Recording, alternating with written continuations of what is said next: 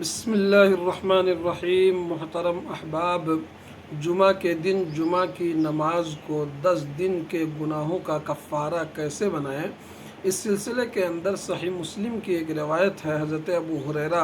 رضی اللہ تعالی عنہ اس حدیث کے راوی ہیں، کہتے ہیں کہ اللہ کے رسول صلی اللہ علیہ وسلم نے فرمایا، من اتی یوم الجمعۃ فاحسن الوضوء، من اتا یوم الجمعۃ فاحسن الوضوء، یا من توضأ فاحسن الوضوء ثم اتی الجمعۃ فاستمع وانصت غفر له ما بینه وبین الجمعۃ والزیادۃ 3 ایام ومن مس الحصى فقد لغى۔ اللہ کے رسول صلی اللہ علیہ وسلم نے فرمایا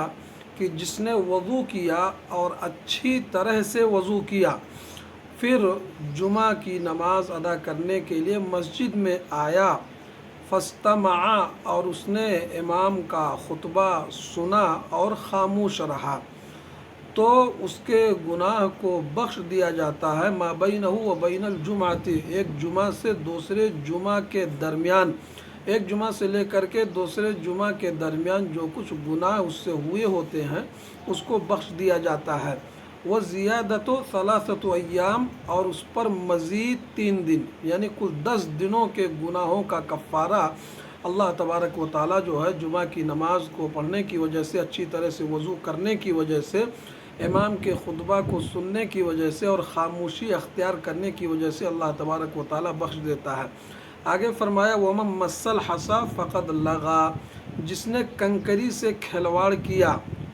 گویا کہ اس نے لغو کیا۔ یعنی اگر آدمی لغو کا ارتکاب کرتا ہے تو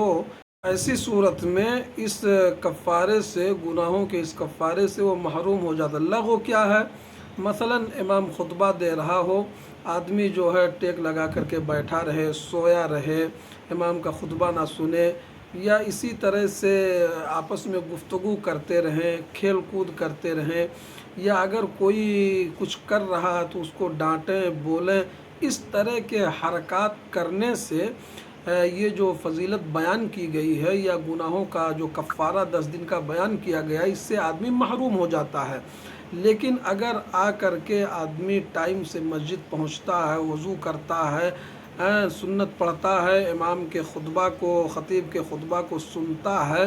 خاموشی اختیار کرتا ہے، لغو و لعب سے اور لغو بات سے بچتا رہتا ہے، تو اس کے لیے بڑی فضیلت کی بات ہے۔ اللہ تبارک و تعالیٰ 10 دنوں کے گناہوں کا کفارہ اس صحیح مسلم کی حدیث میں اللہ کے نبی صلی اللہ علیہ وسلم کے ذریعہ بیان کیا گیا ہے۔ ضرورت اس بات کی ہے کہ ہم جمعہ کی فضیلت، اس کی اہمیت، اس کی نماز اور خطیب کے خطبہ کو، وضو کو اچھی طرح سے سمجھیں، اس کی ادائیگی کریں۔ اللہ تعالیٰ ہم سب کو عمل کی توفیق دے، آمین۔